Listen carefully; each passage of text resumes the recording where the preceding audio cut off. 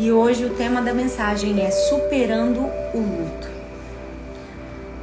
E eu quero te convidar a você ler comigo em Atos capítulo 19, versículo 11, que dizia assim: Deus fazia milagres extraordinários por meio de Paulo, de modo que até lenços e aventais que Paulo usava eram levados e colocados sobre os enfermos. Estes eram curados de suas doenças e os espíritos malignos saíram deles. Agora vai comigo em 2 Timóteo, vamos andar agora um pouquinho na palavra, 2 Timóteo, capítulo 4, versículo 20. Erasto permaneceu em Corinto, mas deixei Trófimo doente em Mileto. Uau, que paradoxo. O mesmo Paulo que fazia milagres extraordinários, que por onde ele passava havia cura, por onde ele passava havia milagres, e não só milagres, a Bíblia diz que eram milagres extraordinários. A primeira palavra foi em Atos capítulo 19, versículo 11 e 12, e a segunda palavra foi 2 Timóteo 4, versículo 20. E aí a gente tem um paradoxo de duas situações. O mesmo Paulo em duas situações totalmente diferentes. Em Atos, ele curava, operava milagres, operava prodígios de formas extraordinárias. Que a Bíblia diz que o lenço dele curava. Onde ele passava, as pessoas pegavam o lenço dele para colocar sobre os enfermos e eles eram curados. Mas quando a gente vai para 2 Timóteo, capítulo 4, versículo 20, nós vamos ver o mesmo Paulo diante de uma enfermidade do seu próprio amigo que não foi curado. A Bíblia diz que ele deixou o seu amigo doente. Ele deixou Trófimo doente em Mileto. E aí a gente se pergunta, se eu fosse perguntar a você, em Atos, ele curou todo mundo, mas em Timóteo, ele deixou seu amigo doente. Qual pastor você ia querer? O que cura todo mundo ou o que deixa o seu amigo doente? Qual pastor você ia querer? Qual apóstolo você ia querer? Aquele que até o seu lenço curava, que operava poder, milagres e prodígios? Ou você ia querer aquele Paulo que deixa o seu amigo doente? A Bíblia é clara, ele deixou seu amigo doente. Qual? E se a gente for analisar sinceramente, a gente quer aquele que opera poder, milagres e prodígios. A gente quer aquele pastor que quando ora, os milagres acontecem, os paralíticos andam, os surdos passam a ouvir, os mudos passam a falar, os cegos passam a enxergar, porque a gente ama ver o poder de Deus, a gente ama ver a manifestação do poder dele. E eu vou te dizer algo, ele continua sendo o mesmo Deus, ele não mudou. Ele é o mesmo Deus ontem, hoje e para sempre. Ele é Deus. E hoje nós vamos entender, compreender a profundidade da fé que Ele quer nos levar. Escute algo. Deus, Ele não quer você numa fé superficial. Deus, Ele não quer você numa fé rasa. Uma fé que qualquer coisa é capaz de te mover. Que as tuas emoções são capazes de te mover. O tema dessa mensagem é superando o luto. Porque nós vivemos um tempo onde a terra está sendo assolada por uma doença. Mas essa doença não tem assolado apenas o corpo, mas tem assolado a mente. Tem pessoas que estão perturbadas e não conseguem ter paz. É certo, eu tenho amigas psicólogas que os atendimentos foram multiplicados nesse período de pandemia. Que os atendimentos foram multiplicados devido ao terror que é propagado a todo instante. Ei, nós vivemos tempos difíceis, tempos em que famílias estão enfrentando luto, tempos em que famílias perderam pessoas amadas, tempo em que famílias estão sentindo a dor do pai da família que morreu, a mãe está chorando sobre o filho que se foi, a irmã está chorando com saudade do irmão que não tem mais. Nós não podemos ser egoístas, porque isso não aconteceu conosco ou perto da gente, e eu não vou ser insensível àquilo que está acontecendo sobre a face da terra. É tempo de luto, é tempo de rasgarmos as nossas vestes, é tempo de entrarmos na presença de Deus com quebrantamento e reconhecer que a vontade dele é boa, perfeita e agradável, por mais que doa. Por mais que doa. E muitas pessoas não estão enfrentando luto apenas porque perderam alguém que amam. Mas tem pessoas que estão enfrentando luto porque viram as suas empresas fracassarem. Tem pessoas que estão enfrentando luto porque viram seus casamentos serem destruídos nesse período de pandemia. Quantos divórcios aconteceram? Quantos homens que não suportaram viver com suas esposas, esposas que não suportaram seus maridos? Quanta destruição, quanto luto. Quantas famílias estão passando fome e necessidade? Quantas portas de emprego foram fechadas e pais de família pedem, às vezes, uma cesta básica para poderem passar o mês? Eu não posso ser insensível àquilo que a gente está vivendo hoje. Não posso. Eu não posso ser insensível àquilo que a humanidade está enfrentando, aquilo que os meus irmãos estão enfrentando, aquilo que nós estamos passando. Eu não vim aqui ser voz do caos, mas eu vim aqui ser voz de consolo em meio a essa dor. Eu vim aqui ser voz de vida em meio à morte. Eu vim aqui ser voz profética sobre esse vale de ossos secos. E há esperança para você, porque Deus não supre vaidade, mas Ele supre necessidade. E Ele não vai deixar desamparado os seus. Que você sinta o abraço dele te consolar, que você sinta a graça dele te fortalecer, que você sinta a mão dele te sustentar. Ei, o Senhor está com você no vale. Ei, o Senhor está com você quando você passa pelo fogo. Ou o fogo te derrete ou o fogo te forja. Esse fogo que você está enfrentando, ele tem um propósito, ele tem um objetivo do céu. Esse vale que você está passando, Deus está forjando você algo que é maior do que você. Talvez se te dissessem que você passaria pelo que você está passando hoje, você ia dizer: não vou conseguir passar por isso. Não vou conseguir ficar sem meu marido. Não vou conseguir perder um ente querido. Não vou conseguir. Mas aquilo que Deus tem para você é muito maior do que aquilo que se foi. Aquilo que Deus tem a realizar como missão na tua vida é maior do que aquilo que se perdeu. Talvez você perdeu a empresa, talvez você viu seu casamento ser arruinado, talvez você viu o seu marido morrer com Covid, ou seu pai morrer com Covid. Ei, você não vai estacionar no lugar dessa dor. Você não vai parar no lugar dessa dor, porque aquilo que Deus ainda tem de missão na sua vida é maior do que o que se foi. Por mais que você ame, por mais que fosse algo tão importante, uma coluna na sua vida, uma coluna na sua jornada. Ei, a tua missão é maior. E eu não posso deixar de lembrar quando Jesus estava na cruz do Calvário. Ele sabia que o seu tempo ali na terra estava acabando. E Maria estava ali chorando diante dele. E ele disse para Maria: Maria, olha aí, ele é teu filho também. Tiago é teu filho também. Eu vou, mas ainda tem vidas para você cuidar.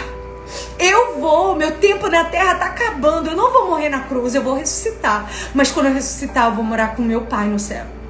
O meu tempo está acabando, mas ainda existe uma missão para você. Você está entendendo aquilo que o Espírito Santo está falando com você?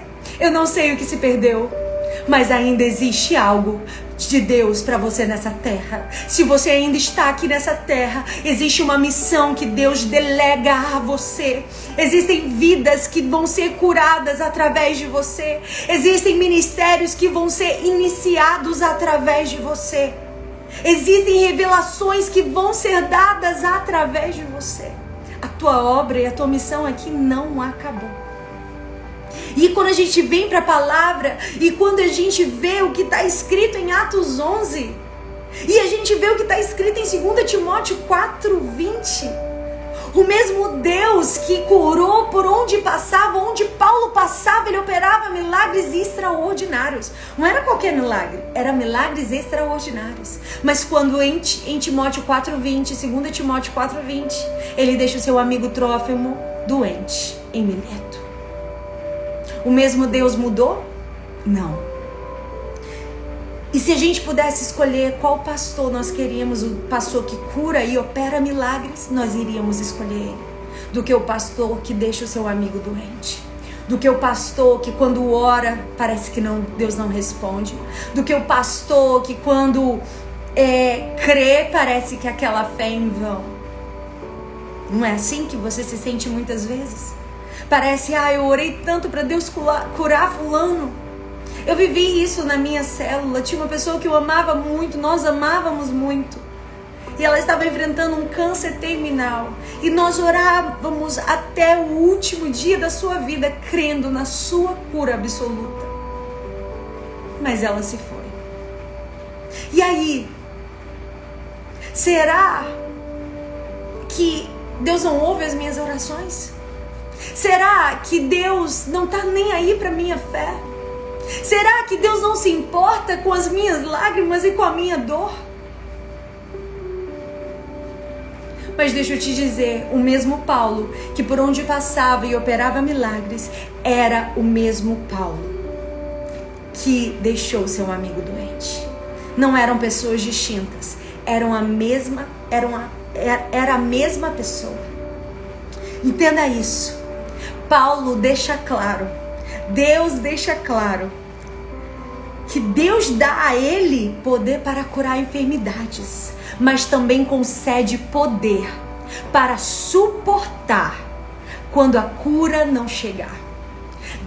Paulo deixa claro que Deus dá autoridade para ele para curar enfermidades, mas também dá autoridade para suportar quando a cura não chegar. Você está entendendo aquilo que o Espírito Santo está falando? Porque em Atos ele cura e em Miletos não.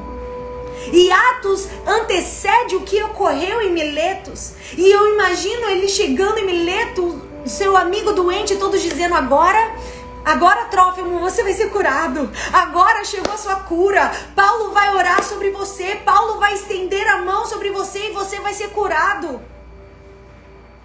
Porque quando nós ouvimos o histórico do que Deus fez, o Deus que abriu o mar vermelho, o Deus que curou o cego de Jericó, o Deus que curou a mulher do fluxo de sangue, a gente crê e declara que o poder dele vai ser manifestado em nós.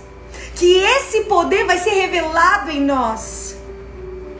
E quando Paulo chegou em Mileto, eles disseram: uau, Deus fez isso em Atos, por que ele não vai fazer aqui? Se o lenço de Paulo curava, por que ele não vai te curar? Imagina o histórico que era falado. Agora, saiba que Deus não curou. Deus não curou Trófimo. Deus muitas vezes vai frustrar as nossas orações. Muitas vezes Ele não vai responder como queremos. Porque Ele é soberano. Ele é Deus. E Ele faz como Ele quer. E a mesma fé que é capaz de atravessar milagres é a mesma fé capaz de atravessar os nãos de Deus. Isso deixa algum saber para nós? Isso deixa para nós algum aprendizado? Ei, existem muitas pessoas feridas com Jesus. Existem muitas pessoas porque quando Deus não faz o que eu quero, porque eu orei e Deus não curou, porque eu pedi que Deus curasse a Dani e Deus não fez, se revoltam contra Ele, ficam chateadas contra Ele.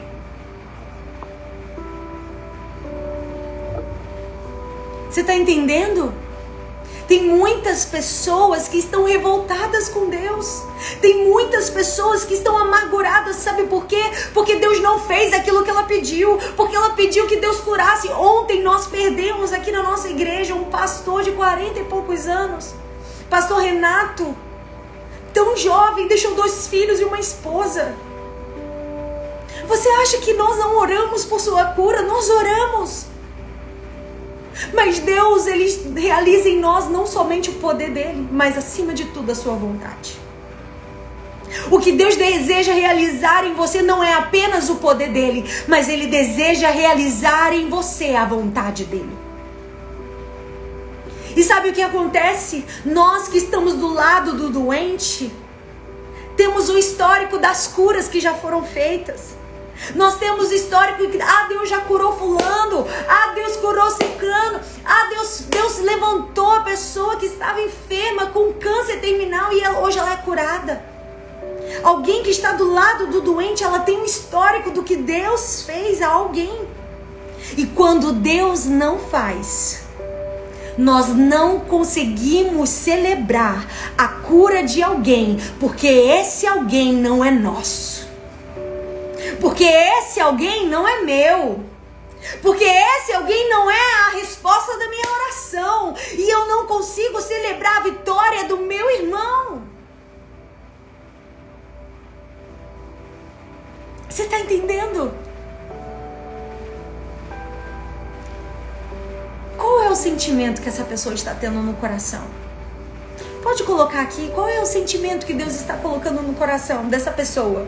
Que não consegue celebrar a cura de alguém porque Deus não curou alguém da sua própria casa.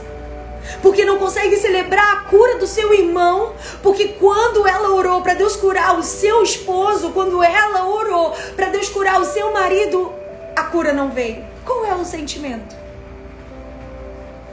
Ingratidão? Egoísmo? Inveja? Qual é o sentimento?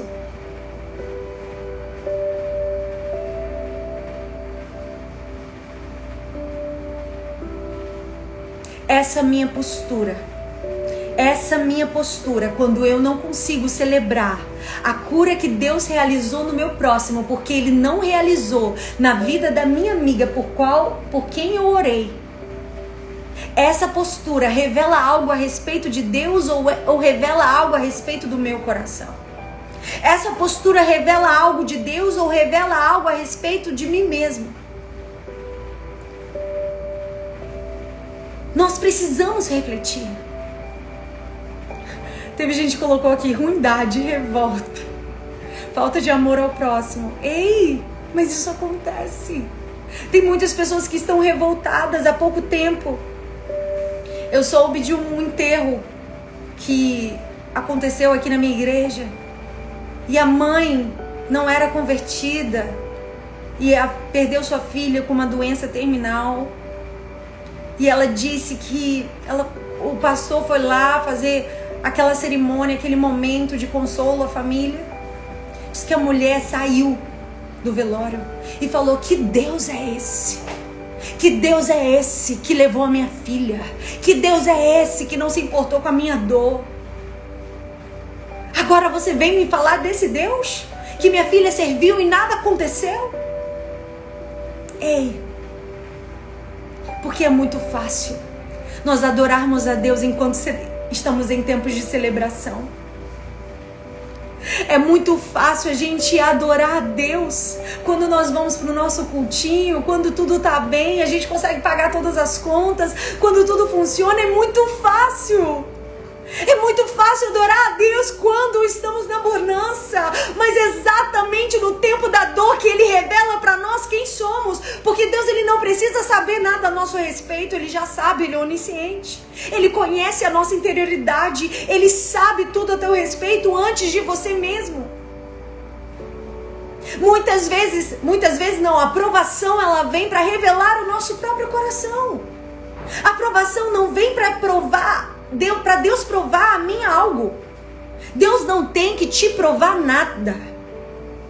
Anote isso. Deus não deve me provar nada. Ele é Deus.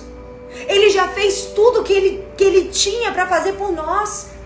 E se Ele quiser fazer, é graça, é misericórdia, é bondade, é amor. E se Ele não quiser fazer, Ele sabe o que é melhor. Você está entendendo o que o Espírito Santo está falando? Qual é essa minha postura? O que ela revela? Revela quem Deus é? Ou ela revela algo a meu respeito? Você acha que Deus não sabia que tipo de egoísta, que tipo de ingrato, que tipo de invejoso, que tipo de aborrecido, que tipo de magoado nós somos? Você acha que Deus não sabia? Só foi revelado a Deus depois que alguém adoeceu na sua casa? Você acha que a sua verdade ela só apareceu para Deus quando a aprovação chegou, quando o luto se instalou, quando você perdeu alguém que amava? Não. Deus já conhecia, porque Ele sabe a profundidade do seu ser. Antes da enfermidade chegar, antes do luto chegar, antes do tempo de choro e de lágrimas chegar, Ele já conhece quem somos. Ele já te conhecia. E nós que estamos de fora, que descobrimos que éramos ingratos, que éramos invejosos, após a ação dele pós-fracasso. Qual é a nossa ação pós-fracasso? Pós-não de Deus, pós-não resposta de Deus. Qual é a nossa ação? Será que a nossa adoração ela continua profunda? Ela continua entregue mesmo quando Deus não faz como queremos? Eu estou dizendo provavelmente isso retrata, porque muitas bênçãos não chegam até nós. Eu sei que isso é forte, mas a gente precisa avaliar o nosso próprio coração, a nossa ingratidão, a nossa, muitas vezes, achar que Deus é obrigado a ouvir as nossas orações. Ele é obrigado a cumprir o nosso script. A gente escreve e a gente fala, Deus faz assim, é desse jeito que eu quero. Ei, Deus não é obrigado a nada. Primeiro, Deus não tem que te provar nada. Segundo, Deus não é obrigado a nada. E Deus, Ele não tem que te explicar também nada. Muitas coisas que Deus faz, Ele muitas vezes não vai nos explicar. E só na eternidade nós vamos compreender. Mas quem ama Jesus vai continuar. Nós aprendemos que a vontade deve ser mais desejada que a manifestação do poder dele na nossa vida.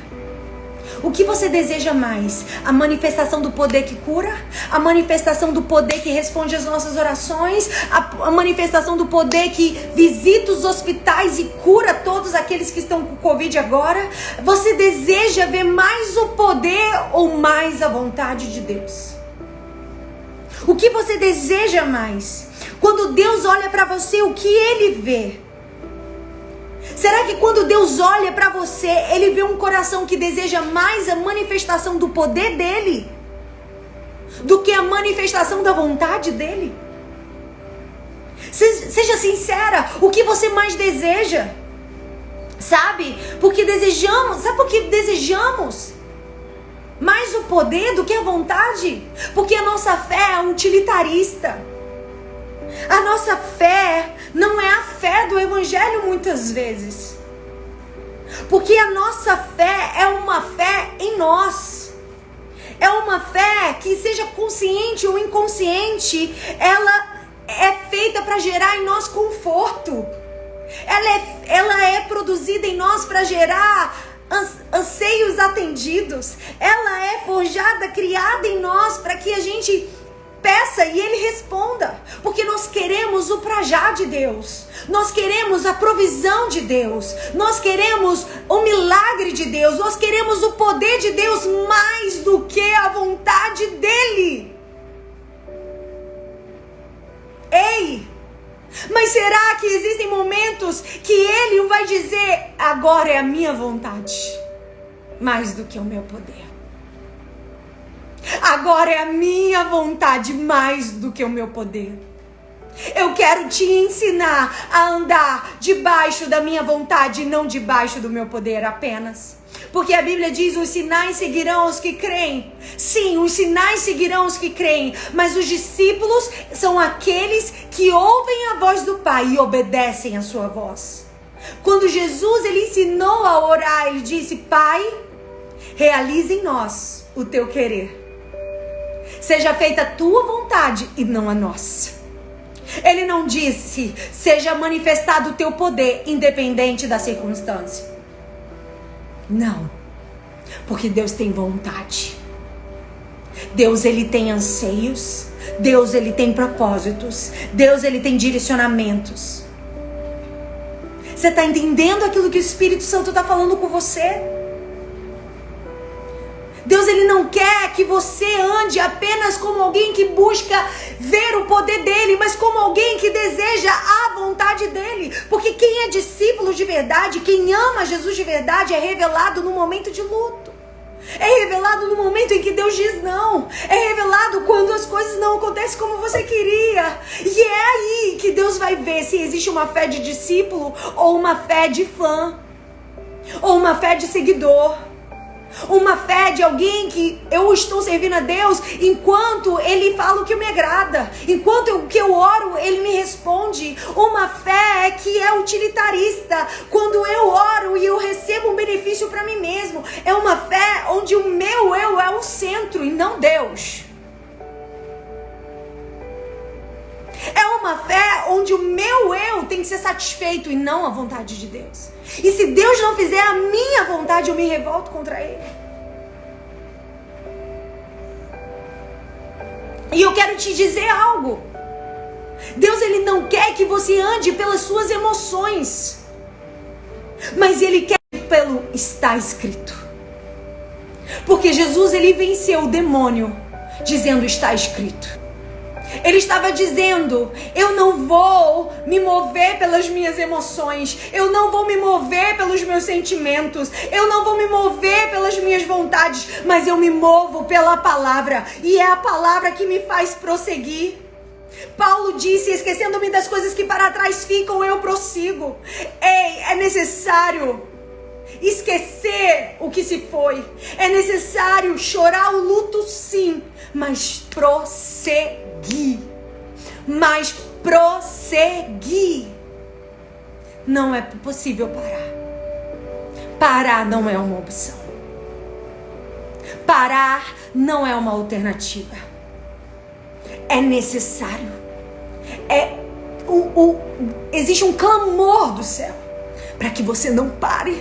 Existe um clamor do céu para que você prossiga, para que você avance, para que você não paralise na dor, para que o sentimento não venha te sucumbir, mas a palavra de Deus seja mais viva, seja mais eficaz, seja mais redundante e forte na sua vida e te faça prosseguir, não olhando para aquilo que se foi, mas olhando para aquilo que ainda tem de alvo, propósito e objetivo de Deus para sua vida, entende? E aí a gente precisa ser mais realista com relação à nossa fé. Será que essa fé que nós queremos é apenas para curar a enfermidade? Mas também essa fé é para manter quem eu sou, adorador, quando o milagre não acontecer. Essa fé que Deus deseja produzir em mim é a fé que me fez orar pela Dani até o seu último dia de vida, pedindo a Deus que a curasse.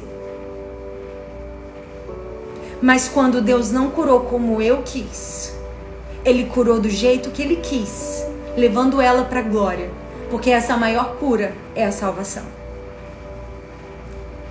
Essa fé tem que manter quem eu sou. Essa fé tem que me manter adorador. Essa fé não pode me corromper. Mas sabe o que acontece? Quando Deus diz não, esse não deforma muitas pessoas. Porque a fé está baseada naquilo que você deseja que Deus responda. Tem uma fé que não te deforme, mas tenha uma fé que te faça permanecer intacto diante das circunstâncias. Uma fé que não venha deformar quem você é, porque a sua essência é de adorador, a sua essência é de alguém que ama a Deus. Se Deus deu, se Deus tomou, bendito seja o nome do Senhor. Quando alguém diante do milagre não realizado, do pedido não respondido, é deformado, não está revelando um Deus que não é bom. Não está revelando um Deus que não é misericordioso, mas está revelando um discípulo que não sabe se submeter à vontade de Deus.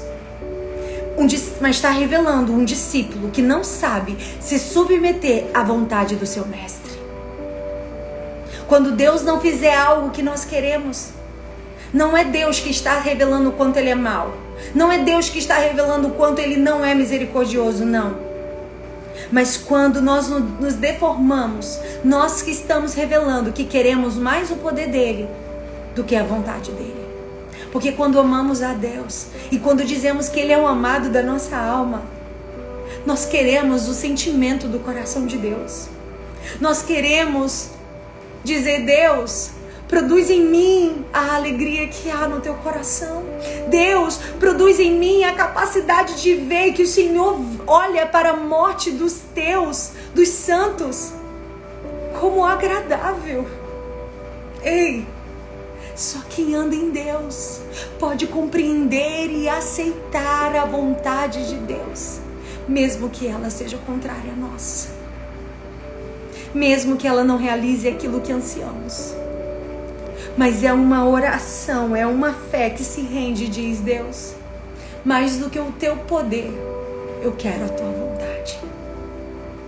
Seja feita a tua vontade e não a minha. O maior milagre de Jesus não é o que eu preciso agora.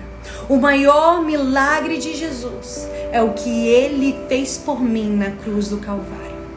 O maior milagre de Jesus é quando Ele desceu à terra, veio como homem e morreu por mim numa cruz, me dando livre acesso à presença de Deus. Esse é o maior milagre que Deus já fez por você. Deus já fez tudo por você. E se Ele não te responder como você quer, continue. Não deixe que o não deixe que os vales, não deixe que muitas vezes quando a sua vontade não for atendida, saiba, a vontade de Deus é melhor. A vontade de Deus é boa. A vontade de Deus é perfeita.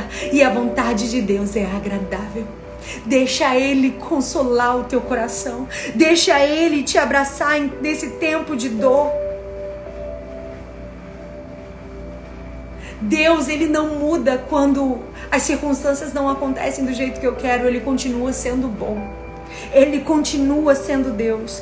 E eu quero te convidar a ler comigo em algo tão profundo sobre a vontade de Deus. Olha o que a Bíblia diz sobre a vontade de Deus. Abra sua Bíblia comigo em Romanos capítulo 11, do versículo 33 ao 36. Abra sua Bíblia e nós vamos compreender e mergulhar no que a Bíblia diz sobre a vontade de Deus. Uau! E é lindo demais. É lindo demais. Leiam comigo. Ó profundidade das riquezas, tanto da sabedoria como da ciência de Deus. Quão insondáveis são os seus juízos e quão inescrutáveis os seus caminhos. Porque quem compreendeu a mente do Senhor?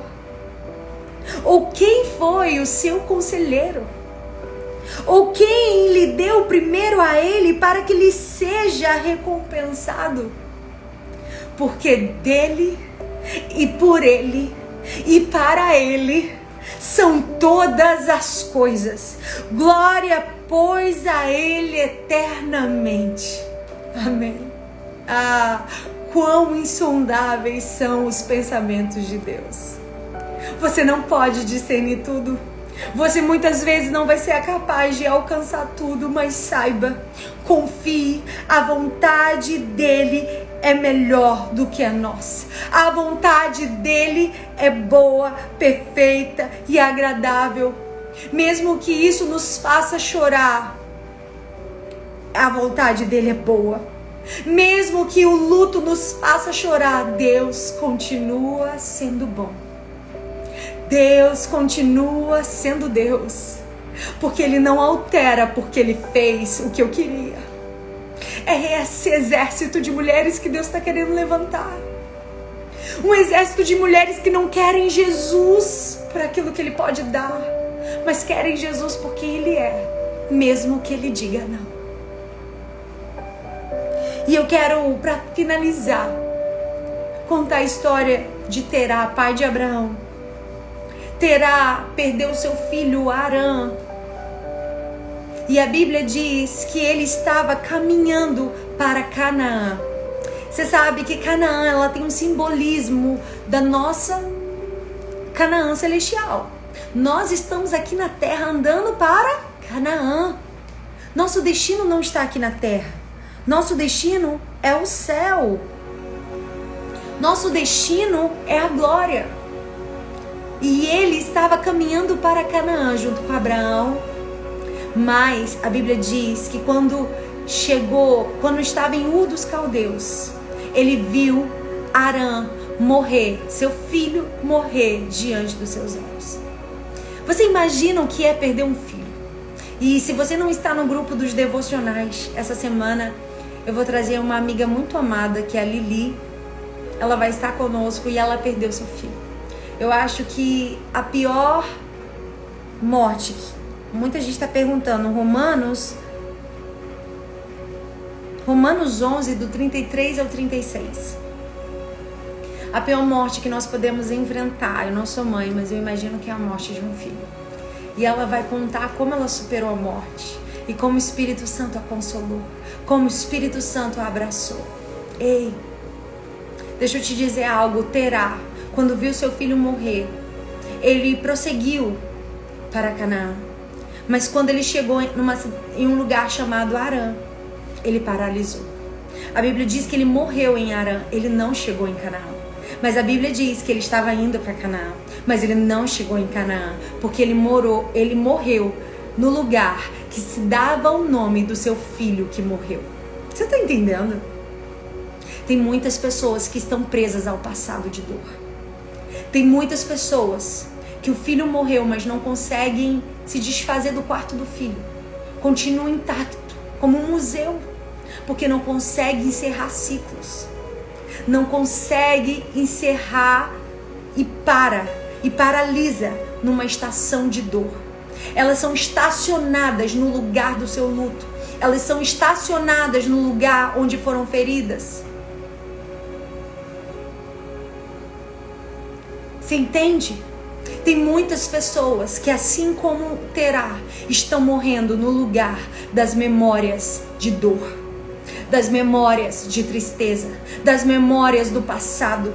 O passado não permite que você rompa para o novo, porque você não consegue se desvencilhar de uma dor, de algo que você perdeu.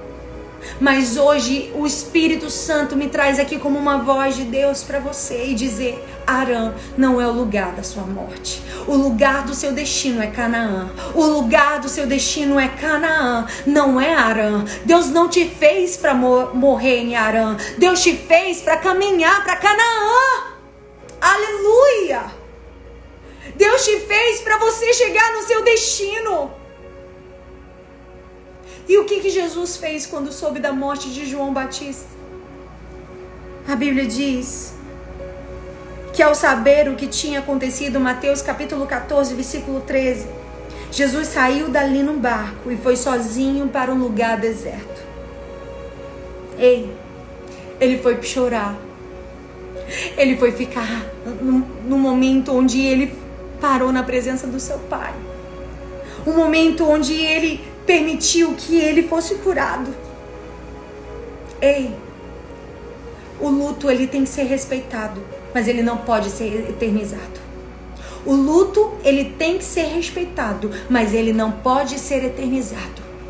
Existe um tempo de luto, existe um tempo de chorar, Existe um tempo de prantear, existe um tempo de se lamentar, mas existe o tempo de se levantar e dizer: o meu chamado continua, o meu propósito continua, a minha missão continua. Jesus, quando saiu do barco, veio uma multidão ao seu encontro. Uma multidão faminta pelas suas palavras, faminta para receber de Deus. E Jesus olhou para eles com um olhar de compaixão. Porque quando a gente atravessa o luto, a gente aprende a olhar para o próximo com humanidade. A gente entende que status, quanto você tem na conta, qual carro você anda, qual é a cor da sua pele, isso não é nada diante da morte. Se a morte, se existe um propósito na morte, é nos tornar humanos. É entender que somos todos iguais. Somos todos pó e pro pó voltaremos. Ei, a Bíblia diz que quando Jesus saiu do barco, ele olhou para aquela multidão e ele teve compaixão. Ele se compadeceu daquela necessidade daquele povo. Ei, existe o tempo de chorar o luto, mas existe o tempo de continuar a jornada. Existe o tempo de chorar o luto, mas existe o tempo de continuar sua missão e o seu propósito. Porque se você está vivo na terra, o teu propósito ainda não morreu. Se você está aqui, o teu propósito ainda está vivo. E aquilo que ficou não se compara ao que se foi. É preciso chorar por quem você perdeu, mas a tua missão e o teu chamado e o teu propósito continua. Você não pode parar agora. Você não pode desistir agora. Receba o abraço do Senhor, em nome de Jesus. Vem cá, Osanita, vamos louvar o Senhor. E eu quero orar por você nesse momento que está enfrentando luto, que está enfrentando a dor de perder alguém. A minha oração é que o Espírito Santo te abrace, que o Espírito Santo te renove. Eu quero cantar Pai Nosso, que ela cantou hoje. Essa música Pai Nosso é a oração que Jesus fez. A oração que Jesus fez não é: Deus, eu quero teu poder mais do que a tua vontade, não. Jesus nos ensinou: Deus, a tua vontade é o que mais importa. Eu me lembro que um tempo na minha adolescência, eu lembro que muitas jovens da minha época diziam assim: eu quero tanto, eu quero que Jesus volte só depois que eu casar. E eu me lembro que eu dizia assim: não, eu quero que Jesus volte. Porque nenhum lugar, nenhuma satisfação nessa terra se compara à satisfação de estar com Deus. Ei, não sei qual é a promessa, não sei qual é o sonho que você deseja viver, mas que você saiba que nada, nenhum sonho terreno pode ser maior do que o seu desejo de estar com Jesus. Não diga assim: eu quero casar primeiro para depois Jesus voltar. Eu quero ter filhos primeiro para depois Jesus voltar. Não, que Jesus seja o seu maior foco, porque Ele é a razão e Ele é o motivo. Entende? Ele é o Maranata e dizer: ora vem, Senhor Jesus, porque a tua volta vale mais para mim do que qualquer conquista nessa terra, do que qualquer satisfação que eu possa ter nessa terra, do que qualquer satisfação de poder casar, de ter minha família, de ter meus filhos. Nada se compara a teu Senhor. Então, que Ele seja o seu principal alvo. E cante comigo.